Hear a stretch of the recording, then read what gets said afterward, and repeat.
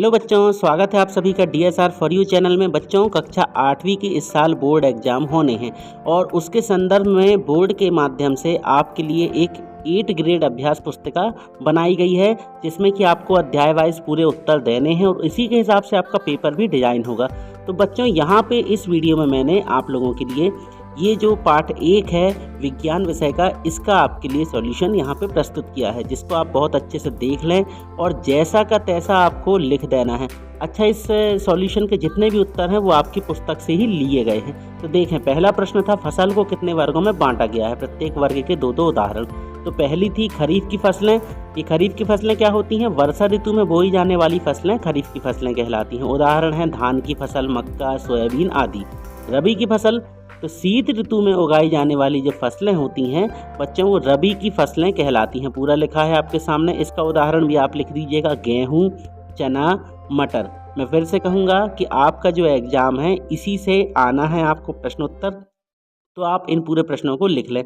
ये जो लैंग्वेज है ये आपके पुस्तक की लैंग्वेज है, तो उसमें केवल 2 वर्गों को बताया गया है, खरीफ की फसलें और रबी की फसल। जायद फसलों का कोई वर्णन नहीं किया गया है, तो आप लोगों को केवल ये 2 वर्गों के नाम लिख देने हैं और इनकी जो प्रमुख फसलें हैं उनके नाम लिख देने हैं। इतना लिख करके आपका ये पहले प्रश्न का उत्तर फिनिश हो जाएगा। बात करते हैं दूसरे प्रश्न की। दूसरा था खरपतवार फसलों को किस प्रकार नुकसान पहुँचाते हैं। तो खरपतवार क्या होते हैं, ये लिखा है, खेतों में फसलों के साथ प्राकृतिक रूप से कुछ अवांछित पौधे उग जाते हैं, इन्हें खरपतवार कहते हैं।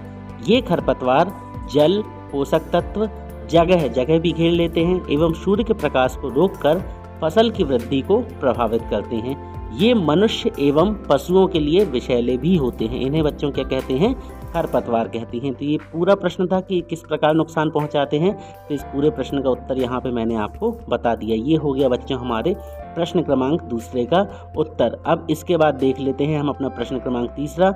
बच्चों, हमारे चैनल के साथ आप जुड़ जाइए, क्योंकि हम आपकी पूरी 8 ग्रेड अभ्यास पुस्तिका जो है उसका पूरा सॉल्यूशन अपने चैनल पे आपको प्रोवाइड करा देंगे। तो आज ही सब्सक्राइब कर लें हमारा चैनल, ताकि आपको पूरी न्यूज मिल जाए। तीसरा प्रश्न देख लेते हैं, मिट्टी में रहने वाले केंचुए एवं सूक्ष्म जीवों को किसानों के मित्र क्यों कहा जाता है। केंचुए जो होते हैं बच्चों किसान के मित्र होते हैं। किस प्रकार से होते हैं, ये पूरा उत्तर लिखा है कि मिट्टी में रहने वाले केंचुए एवं सूक्ष्म जीव किसानों के मित्र कहलाते हैं, क्योंकि यह मिट्टी को पलटकर ये क्या करते हैं, ज़मीन के अंदर जाते हैं और वहाँ से मिट्टी को पलटते रहते हैं और उन्हें क्या करते हैं, पलटकर पोला कर देते हैं मिट्टी को। आप देखना, जहाँ केंचुए रहते हैं वहाँ की ज़मीन थोड़ी सी दलदली रहती है, खोखली टाइप की, तो मिट्टी को पलटकर पोला करते हैं तथा ह्यूमस, इस शब्द को अच्छे से लिखिएगा, ह्यूमस बनाते हैं, जिससे फसल अच्छी होती है। ये हो गया बच्चों हमारे तीसरे प्रश्न का उत्तर। इसका पूरा उत्तर आप जो कहते हैं लिख दीजिएगा, कंप्लीट उत्तर है ये आपका। प्रश्न चौथा देख लेते हैं, सीड ड्रिल यंत्र द्वारा बुआई करने से क्या क्या लाभ हैं। इसका उत्तर देख लें आप। ये जितने भी उत्तर हैं बच्चों, इसमें जो लिखा है, जैसे इंस्ट्रक्शन की विज्ञान की पाठ्य पुस्तक के प्रश्न क्रमांक 5 पैराग्राफ 1 से उत्तर खोजें और लिखें। तो मेरे उत्तर जो हैं बच्चों, दूसरे चैनल अपने मन से कुछ अलग से उत्तर दे रहे हैं, मेरे उत्तर आपकी पुस्तक से ही बनाए गए हैं, जो कि आपको पूरे नंबर दिलाएंगे। ये देख लें, पूरा लिखा है, सीड ड्रिल यंत्र द्वारा बुआई करने से बीजों में समान दूरी एवं गहराई बनी रहती, साथ ही यह बुआई के बाद बीज को मिट्टी से ढक देता, जिससे बीज को पक्षी नहीं खा पाते। इससे समय और श्रम दोनों की बचत होती है। 5वां प्रश्न देख लेते हैं हम, खाद देने से फसलों को क्या क्या लाभ होते हैं। अब यहाँ पे पूरा आपको केवल लाभ बताना है। तो खाद देने से फसलों को क्या लाभ होते हैं, तो देखें पहला पॉइंट क्या लिखा है, इससे मिट्टी की जल धारण क्षमता में वृद्धि होती है।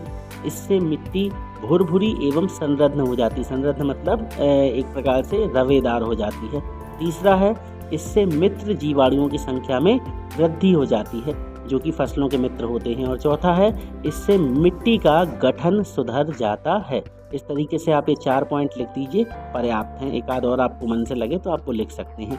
5 प्रश्न होगा। 6वां है, फसल के भंडारण से पूर्व धूप में सुखाना क्यों आवश्यक है फसल को। तो इसमें लिखा है, देखें आप उत्तर, ताज़ा फसल में नमी की मात्रा अधिक होती है। यदि इसे बिना सुखाए भंडारण के लिए रख दिया जाए तो वह खराब हो जाएगी, गीले रहते हैं दाने।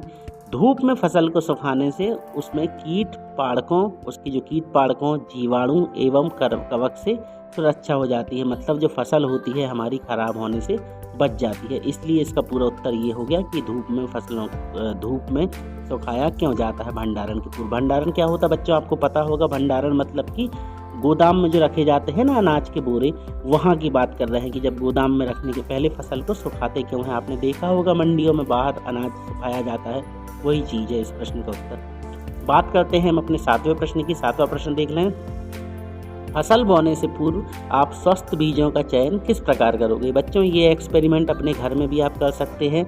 आपको इसमें क्या करना है, एक मुट्ठी अनाज के दाने लेना है और उसको पानी में डाल देना है। अगर वो पानी में अगर वो बीज तैरने लगे बहुत ज़्यादा मात्रा में, तो समझ जाओ वो पूरे बीज खराब हैं, क्योंकि वो खोखले हो गए हैं।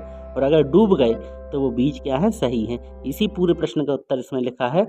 स्वस्थ बीजों का चयन करने के लिए एक बीकर को आधा पानी से भरकर उसमें बीज के एक मुट्ठी भर बीज डालेंगे। ठीक है, अगर बीज पानी में डूब जाते हैं तो वे सही हैं। खराब बीज खोखले होने के कारण पानी के ऊपर ही तैरते रहते हैं। स्वस्थ बीजों के चयन की यह सबसे कारगर विधि है।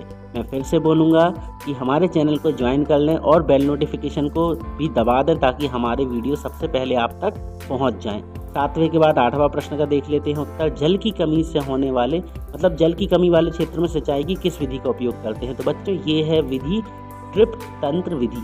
ये जहाँ कमी होती पानी की वहाँ इसका आपको डायग्राम बनाना है। तो बच्चों ये चित्र मैंने बता दिया आपको, ये आपकी बुक में मिल जाएगा। आपकी बुक में आपको प्रश्न क्रमांक 5 पर मिल जाएगा। इसको आप लगा सकते हैं, लिख सकते हैं, बना सकते हैं, या फिर आप पुस्तक से ही लगा दीजिएगा। उर्वरक एवं खाद में क्या अंतर, इस प्रश्न का उत्तर देख लें। तो आपको ऐसा कॉलम बना देना है आपकी बुक में, सारणी 1.1 हो, उसमें उत्तर मिल जाएगा ये आपका। उर्वरक क्या होते हैं। उर्वरक एक मानव निर्मित लवण है। और खाद क्या है। खाद एक प्राकृतिक पदार्थ है जो गोबर एवं पौधों के अवशेष के विघटन से प्राप्त होता है। उर्वरक में ये लिखा है, उर्वरक का उत्पादन फैक्ट्रियों में होता है। खाद क्या होती, खेतों में बनाई जाती। उर्वरक से मिट्टी की ह्यूमस प्राप्त नहीं होती और खाद से क्या होती, प्राप्त हो जाती। ये 4 पॉइंट है, पूरे के पूरे आप लिख दीजिएगा। अगला प्रश्न देख लेते हैं, 10वां प्रश्न।